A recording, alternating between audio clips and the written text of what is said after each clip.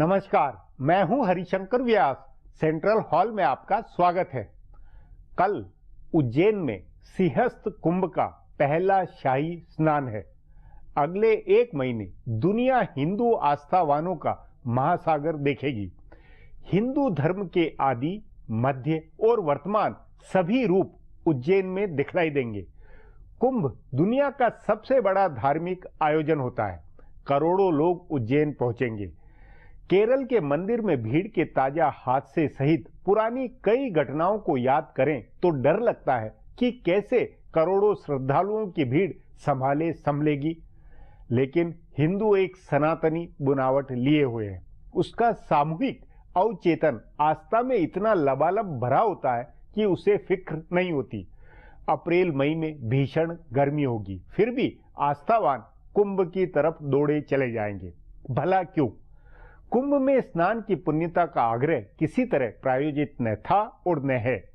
हम सबके अनुभव में तथ्य छुपा है कि आस्था व श्रद्धा के पीछे सिर्फ और सिर्फ पुण्यता का एक सनातनी भाव है। हिंदू धर्म ने इस्लाम की तरह कोई यह अनिवार्यता नहीं बनाई हुई है कि जीवन में एक बार हज पर जाना है। न ही वेटिकन के पोप की तरह कहीं से यह संगठित प्रेरणा है कि संख्या बल का प्रदर्शन हो। हिंदू अपनी आस्था में नदी किनारे जो समुद्र मंथन करता है वह दूसरों के लिए भले अंधश्रद्धा और अंध उन्माद हो, मगर वह हिंदू का सहज नैसर्गिक जीवन आनंद है। बाकी लोगों का सोचना गलत नहीं है कि यह अंध आस्था है, पर कितनी गजब बात है कि यह किसी के कहने से नहीं है बल्कि स्वयं स्फूर्त है। छोटा बड़ा, गरीब अमीर, स्त्री पुरुष, साधु और सेठ सब अपने आप स्नान करने पहुंचते हैं। न जात का फर्क, न छुआछूत और न पंडितों का कर्मकांड।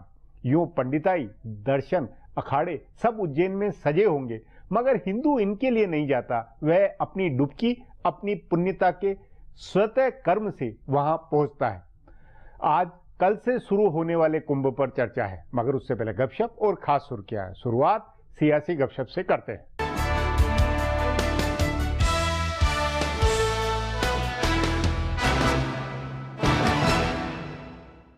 भारतीय जनता पार्टी ने इशरत जहां मुठभेड़ कांड को अचानक इतना तूल क्यों दिया है? आखिर क्यों उसने अचानक सोनिया व राहुल गांधी के साथ साथ पी चिदम्बरम को निशाना बनाना शुरू कर दिया है? एक सवाल ये भी है कि क्या इस हमले का असली निशाना चिदम्बरम है, जिनको तमिलनाडु के चुनाव को ध्यान में रखकर निशाना बनाया जा रहा है? कांग्रेस के जानकार सूत्रों का कहना है कि भाजपा ने इशरत जहां का मुद्दा उठाकर पी चिदम्बरम को इसलिए निशाना बनाया है क्योंकि तमिलनाडु की मुख्यमंत्री जयललिता ऐसा चाहती है। चिदम्बरम तमिलनाडु में कांग्रेस का सबसे बड़ा चेहरा है। अगर उनके सहारे कांग्रेस पर हिंदू विरोधी होने का आरोप लगता है तो डीएमके कांग्रेस गठबंधन को इसका नुकसान होगा। इस स्थिति का फायदा भाजपा को भी मिल सकता है, लेकिन ज्यादा बड़ा फायदा जयललिता की पार्टी अन्ना डीएमके को होगा। इस अभियान का दूसरा मकसद पश्चिम बंगाल में भी वोटों का ध्रुवीकरण कराना है। भाजपा के नेता नहीं चाहते हैं कि पश्चिम बंगाल में कांग्रेस की मदद से कम्युनिस्ट पार्टी की वापसी हो। लेफ्ट मोर्चे की जीत अखिल भारतीय स्तर पर भाजपा विरोधी मोर्चा बनाने में मददगार होगी। भाजपा के लिए अच्छा है कि ममता बनर्जी जीते, इसलिए ऐन चुनाव के बीच में भाजपा ने ये मुद्दा उठाया। वैसे तो ये मामला 2 महीने पहले ही ठंडा पड़ गया था। 2 महीने पहले इस मुद्दे को उठाकर सियासी तूफान लाने वाले पूर्व गृह सचिव और भाजपा सांसद आर.के. सिंह अब इस मुद्दे पर चुप हैं।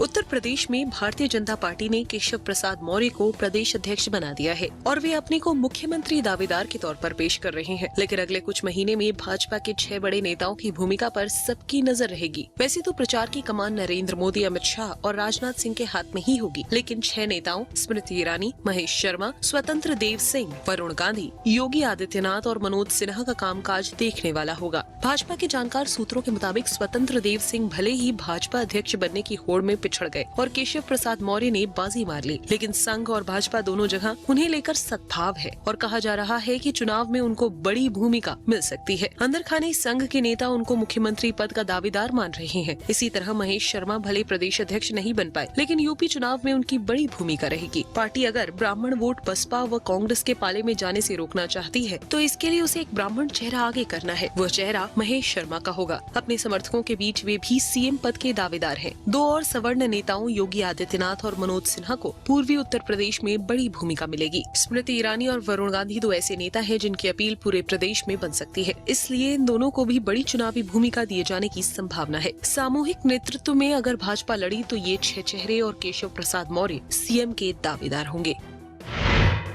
कांग्रेस के चुनावी रणनीतिकार प्रशांत किशोर के लिए उत्तर प्रदेश का मामला बड़ा सिरदर्द साबित हो रहा है। वे बार बार उत्तर प्रदेश जा रही हैं और पार्टी कार्यकर्ताओं व नेताओं से मिल रही हैं, लेकिन उन्हें अपने एजेंडे पर काम करने के लिए न तो नेता मिल रहे हैं और न कार्यकर्ता। कांग्रेस के जानकार सूत्रों के मुताबिक वे जो भी एजेंडा बना रही हैं, उसमें कांग्रेस के नेता ही फच्चर डाल रही हैं। प्रशांत किशोर सबसे ज्यादा परेशान इस बात से हैं कि पार्टी के पास कार्यकर्ता नहीं है। जितने लोग हैं सब नेता हैं और सबकी पहुँच सीधे सोनिया और राहुल गांधी या प्रियंका गांधी तक है। वैसे ये हकीकत भी है कि दूसरे प्रदेशों के मुकाबले उत्तर प्रदेश के कांग्रेस कार्यकर्ताओं की सोनिया राहुल तक पहुंच आसान है। कांग्रेस के एक नेता का कहना है कि उत्तर प्रदेश के नेताओं ने प्रशांत किशोर से कहा है कि उनका कोई भी अभियान यहाँ तभी सफल होगा जब खुद राहुल गांधी उसका नेतृत्व करेंगे। तभी कहा जा रहा है कि वे कार्यकर्ताओं में जोश भरने के लिए पदयात्रा या लॉन्ग मार्च की जो भी योजना बना रही हैं, उसमें उनको राहुल गांधी को उतारना होगा। उनके बगैर कांग्रेस कार्यकर्ता सड़क पर नहीं उतरेंगे। प्रशांत किशोर पिछले कई महीने से सक्रिय कार्यकर्ताओं की सूची बना रही हैं, जिसमें उन्हें कोई खास कामयाबी नहीं मिल पाई है। पार्टी को एकजुट करके सभी नेताओं को चुनाव अभियान में लगाने की उनकी कोशिश अधर में है। उल्टे सभी नेता कह रहे हैं कि पहले प्रदेश अध्यक्ष तय कराएं, फिर अभियान शुरू करें। अब आज की सुर्खियां ये लीक से कुछ हटकर है और इनसे देश की दशा दिशा को बूझ सकेंगे।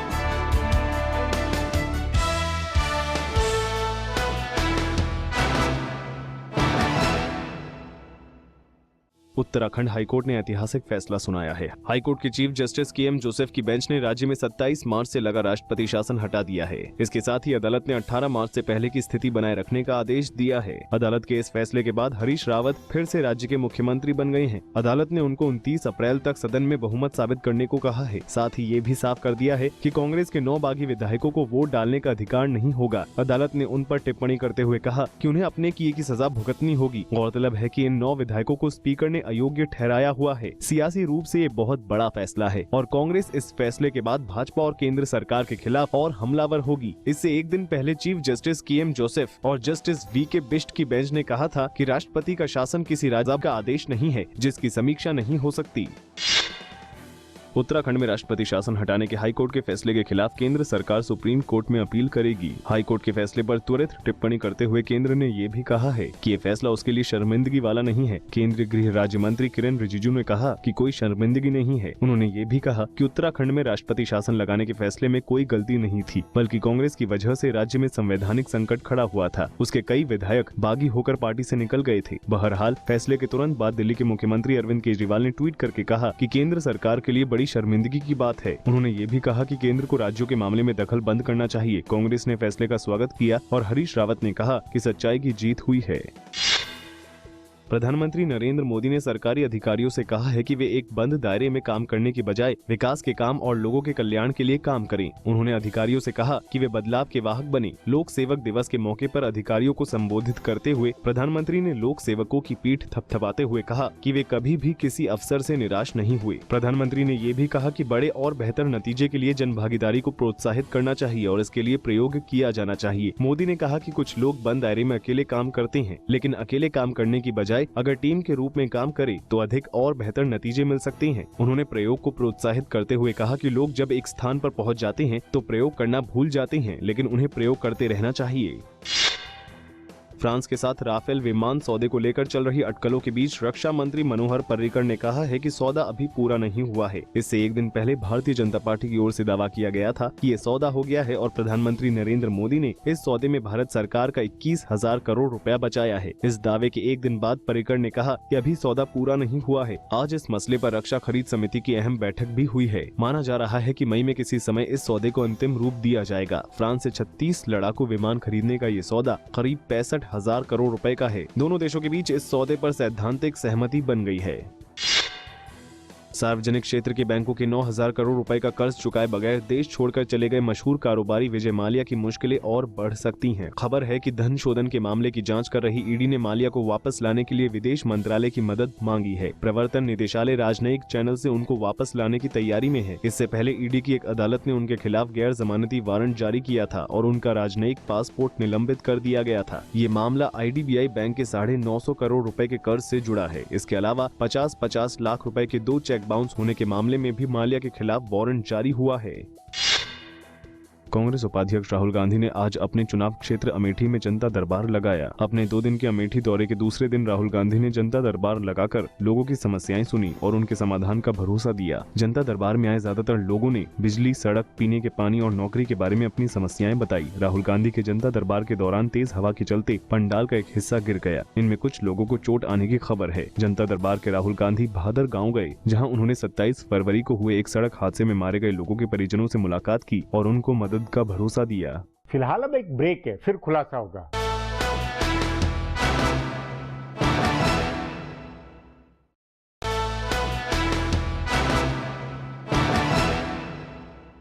उज्जैन में सिंहस्थ का जन्म सिला कल से है। केरल के मंदिर में अभी जो हादसा हुआ उससे ये चिंता बनना स्वाभाविक है कि करोड़ों लोगों का कुंभ में प्रबंधन कैसे होगा। मध्य प्रदेश की शिवराज सिंह सरकार ने अपनी तह तमाम प्रबंध किए हैं, लेकिन आम श्रद्धालुओं को भी सावधानी बरतनी होगी। इस सिंहस्थ का पुण्य कुंभ सनातनी मान्यता अनुसार होना चाहिए। इस पर आगे चर्चा करें उससे पहले देखें मेरा ये खुलासा।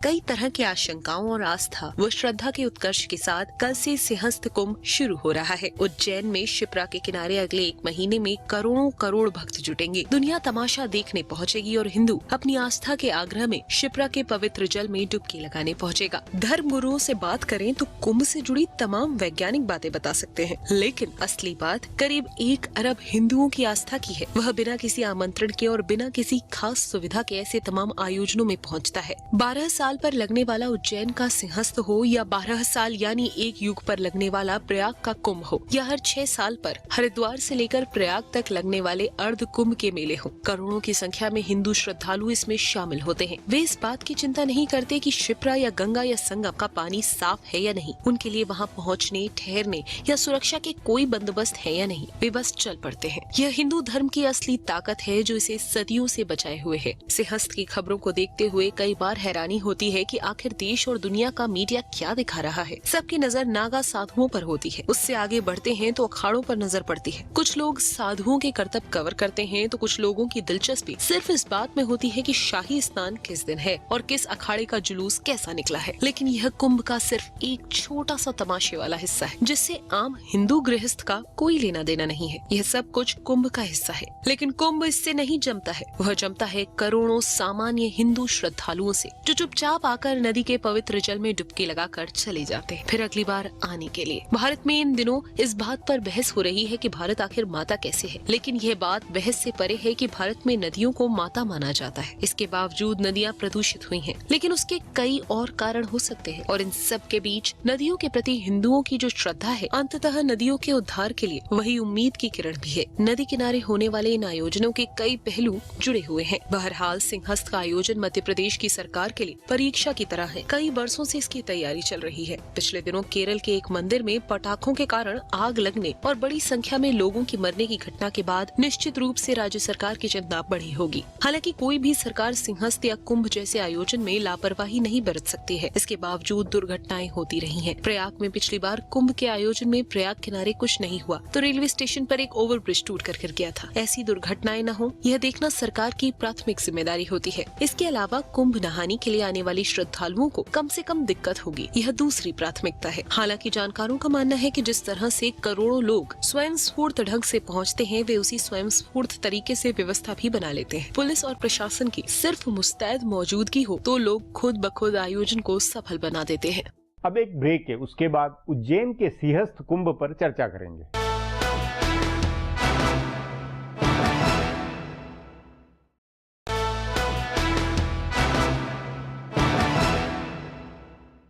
हिंदू धर्म में परंपरा मान्यता सनातनी है, तो वक्त के अनुसार कुछ बदली हुई है।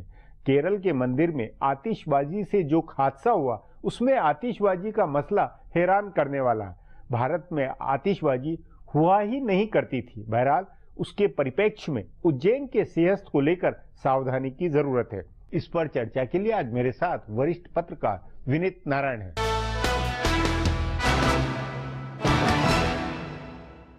विनीत जी, अभी केरल के मंदिर में जो हादसा हुआ, उसकी पृष्ठभूमि में कल उज्जैन में बड़ा कुंभ का आयोजन होना है, सिंहस्थ होना है, जिसमें करोड़ों लोग पहुंचेंगे। आशंका नहीं होती कि कैसे इतनी भीड़ संभलेगी, या ये जो हमारा अंधश्रद्धा है या ये कुछ मतलब बेचैन नहीं करता? देखिए, जहाँ तक कुंभ में व्यवस्था का प्रश्न है, अभी पिछले दिनों इलाहाबाद में कुंभ हुआ, बिल्कुल हादसे के बिना हुआ। नहीं, वहाँ भी वो रेलवे स्टेशन पे इन वक्त पे लास्ट में हादसा हुआ। हाँ। मैं ये कहना चाह रहा था, या हरिद्वार के कुंभ के समय बात हुई, या पुराना इलाहाबाद का किस्सा। मतलब हादसा तो होता है, कुछ हादसे होते हैं लोगों की अधीरता के कारण। जब लोग एक अफवाह फैल जाती है, एक तरफ भगदड़ मच जाती है। अन्यथा देखा जाए तो आज तक का इतिहास रहा है कि कुंभ में आत्मानुशासित भीड़ 1 महीने तक आराम से कुंभ चलता है, और खुद दुनिया के लोग आश्चर्य करते हैं। हार्वर्ड यूनिवर्सिटी आश्चर्य करती है कि कैसे व्यवस्था बनती है। वही भीड़ जो अन्य मौकों पर अनियंत्रित हो जाती है, वो कुंभ में आके इतनी व्यवस्थित कैसे होती है। लेकिन 2-3 चीजें ऐसी हाल में हुई हैं। एक तो जिस तरह कम्युनिकेशन बढ़ा है, ट्रांसपोर्टेशन बढ़ा है, धर्म का व्यापार बढ़ा है सभी धर्मों में, उसके कारण सारे के सारे लोग आस्थावान, ऐसा नहीं माना जा सकता। बहुत सारे लोग पर्यटन की दृष्टि से उत्सुकतावश जाने लगे। उससे जो एक अनावश्यक भीड़ बढ़ती है, उसको संभालना प्रशासन के लिए बहुत मुश्किल हो जाता है, चाहे वो किसी भी राज्य की सरकार हो। एक और बात है, जैसे केरल का हादसा कोल्लम में जो हुआ आतिशबाजी का, आतिशबाजी शब्द ही हिंदू धर्म का नहीं है, सनातन धर्म का शब्द नहीं है। आतिश माने ये पर्शियन अरेबिक शब्द है। जब गोला बारूद आया मध्य युग में, मुस्लिम फौजें भारत में आई, उसके साथ आतिशबाजी आई। अब हमारे यहाँ जो प्रथा है वो यज्ञ करने की, हवन करने की, दीप जलाने की, सुगंध करने की, जिससे वातावरण शुद्ध होता है, जड़ी बूटियां डाली जाती हैं। तो हम लोगों ने उत्साह के अतिरेक में कुछ ऐसी चीजों को अपना लिया है जो हमारी धार्मिक मान्यताओं के विरुद्ध है, और उसका खामियाजा भुगतना पड़ रहा है। अब केरल में ही आज तक 250 मौत आतिशबाजी के कारण हो चुकी है। और दिवाली को ले लीजिए, और बार बार अपील की जाती है कि भी दिवाली एक पवित्र उत्सव है, शुद्धता करिए वातावरण को, पर्यावरण को। देखिए व्यास जी, एक बड़ी इंपॉर्टेंट बात है, हिंदू धर्म में, जो सनातन धर्म में कहूंगा उसको, जो वैदिक धर्म है, इसमें प्रकृति की पूजा तो सबसे महत्वपूर्ण चीज है। नदियों को प्रदूषित करके, वायु को प्रदूषित करके, पृथ्वी को प्रदूषित करके हम जीना नहीं चाहते, ये हमारी संस्कृति नहीं है। लेकिन आयातित संस्कृति ने जो वक्त और काल ने जो चीजें जो ला दी है, उसकी बदौलत ये। लेकिन जो लोग धर्माचार्य हैं, जो अभी पिछले दिनों अमृतानंदमयी माँ अम्मा वृंदावन आई थी, वृंदावन के 300-400 साधु उनके सम्मान में इकट्ठा हुए और बोले, माँ आप भगवती का स्वरूप है, आप यमुना को बचा दीजिए। आपको पता ही होगा कि उन्होंने अरुण जेटली को गंगा शुद्धि के लिए 100 करोड़ का चेक दिया था। तो लोगों को उम्मीद थी कि शायद, अम्मा ने बहुत जोरदार बात कही। उन्होंने कहा कि उनका आश्रम 0 गार्बेज आश्रम है। 2010 से वो अमल भारत अभियान चला रही हैं। उनके आश्रम से एक कूड़ा भी बाहर नहीं जाता। उन्होंने कहा, आपके वृंदावन में, ब्रज में कितने आश्रम, मंदिर, मठ और घर हैं जहां से ढेरों कूड़ा यमुना में जाता है। पहले आप अपने जीवन को कूड़ा मुक्त कीजिए। और व्यास जी, आयोजकों का ये अनुभव हम लोग का रहा, जिस तरह हमने आयोजन किया, 2000 लोग अम्मा के साथ आए थे। उन्होंने कह दिया, ना प्लास्टिक यूज करोगे, ना पत्तल करोगे, ना थर्माकोल करोगे, सिर्फ स्टील के गिलास, स्टील की प्लेट यूज करोगे। नतीजा ये हुआ कि बिना कूड़े का आयोजन इतना बड़ा हो गया। तो यही बुनियादी सवाल यही है कि भले ही कुंभ का ये आयोजन है जिसमें करोड़ों आए, क्या ये संभव है कि बतौर जो मतलब श्रद्धालु जाए, वो उस नदी की पुण्यता या जो प्रकृति को लेकर जो है उसी अनुसार व्यवहार करे, अपने आप को नियंत्रित करे? ये संभव है? ये क्यों नहीं, इसकी चेतना क्यों नहीं बन सकती? इसकी जिम्मेदारी किसकी है? इसकी जिम्मेदारी साधु संतों की, अखाड़ेबाजों की, जो अखाड़े चलाते हैं। अब उन लोगों के अपने आश्रमों में, आज हमारे ब्रज में, या ब्रज छोड़िए कहीं भी, हरिद्वार, जहां भी भंडारा होता है, आपने कोई भंडारे के बाहर का सीन देखा होगा? थर्मोकोल की प्लेट, बिस्लरी बोतल, प्लास्टिक के गिलास, नैपकिन, पहाड़ बना देते हैं। उसको हटाता कोई नहीं, हफ्तों वो उड़ता रहता है गंदगी का और डिकम्पोज होता है, गंगा में यमुना में जाके नदियों में जाके जमा हो जाता है। आज यमुना के तल में 1 मीटर प्लास्टिक जमा है जो बह बह के आसपास से आ गई है। तो इसकी जिम्मेदारी तो धर्माचार्यों की है कि पहले वो अपने आश्रम को कूड़ा मुक्त करे। और ऐसी चीजें जिन्होंने हमारी तो पर ये तमाम बातें जो है, जो कमियां, जो गड़बड़ियां, ये इसके अंदर जो मूल भाव है वो मूल भाव मतलब उस मूल भाव वो दबा हुआ नहीं हो जाता कि भाई कुंभ होता है किस लिए, कुंभ में अपने आप लोग जैसे पहुंचते हैं, जो आस्था का महासागर बनता है और अंततः उसका जो वर्णन होता है या जो चीज निकल के आती है वो उल्टी निकल के आती है। इसका कारण ये देखिए व्यास जी, दोनों तरह के लोग कुंभ में पहुंचते हैं। जैसे मैंने अभी कहा, आस्थावान संत भी जाते हैं, आस्थावान भक्त भी जाते हैं, और उनकी आस्था इतनी प्रबल होती है कि वो सारे कष्ट उठाकर, सारी तकलीफ उठाकर वो अपना स्नान करते हैं और वो भजन करते हैं, सत्संग करते हैं, ज्ञान लाभ करते हैं, ज्ञान लेते हैं दूसरे। लेकिन आज जो ये कमर्शियल कल्चर है इसने हर चीज को कमर्शियलाइज कर दिया है। अब इतने फ्लैक्स लगेंगे, इतने होर्डिंग लगेंगे, इतनी तरह की कमर्शियल एक्टिविटी होंगी, इतनी तरह के प्रचार होंगे कि उससे वो सारी शुद्धता वातावरण की चली जाती है। मैं समझता हूँ कि जब आज सारी दुनिया ये महसूस कर रही है कि हम ग्लोबल वार्मिंग हो रही है, पानी का संकट बढ़ रहा है, टेम्परेचर बढ़ रहा है, हरियाली खत्म हो रही है, भारत जिसने प्रकृति प्रेम, प्रकृति पूजा का संदेश विश्व को दिया, उस भारत के धर्माचार्यों को पुनर्स्थापना करनी चाहिए उन मूल्यों की जिनसे पर्यावरण की रक्षा। और वो खास तौर पे इस तरह के कुंभ के बड़े आयोजन के दौरान ये इस तरह की चेतना बने, इसमें अगर विचार मंथन ये बने इस तरह का तो वो ज्यादा सार्थकता होगी। कितनी बड़ी बात होगी कि जब पूरे विश्व का हिंदू वहां इकट्ठा होगा, गांव गांव से आदमी पहुंचेगा, तो वहां अगर इस तरह की जागरूकता चेतना पैदा की जाए तो वो उसका बहुत बड़ा मैसेज, और वो एक तरह से उसकी सार्थकता होगी। उसकी सार्थकता आधुनिक संदर्भ में होगी। आध्यात्मिक सार्थकता तो है ही, लेकिन आधुनिकता के संदर्भ में जो आज पर्यावरण की समस्या खड़ी हो गई है उसके संदर्भ में एक बहुत बड़ा एक इसका योगदान होगा अगर कुंभ उज्जैन से ये संदेश जाए कि अब हिंदू प्रकृति को गंदा करने वाला कोई काम नहीं करेगा। जी विनीत जी, बातचीत को यहीं समाप्त करेंगे। प्रोग्राम में आने के लिए बहुत बहुत धन्यवाद। हमारा प्रोग्राम अब यहीं खत्म होता है। आग्रह है प्रोग्राम पर अपनी राय hsvyas@nayaindia.com पर ईमेल करके बताएं या hsvyas@Twitter और Facebook/नया इंडिया न्यूज़पेपर पर जाहिर करें। अब कल फिर मिलेंगे इसी चैनल पर इसी समय।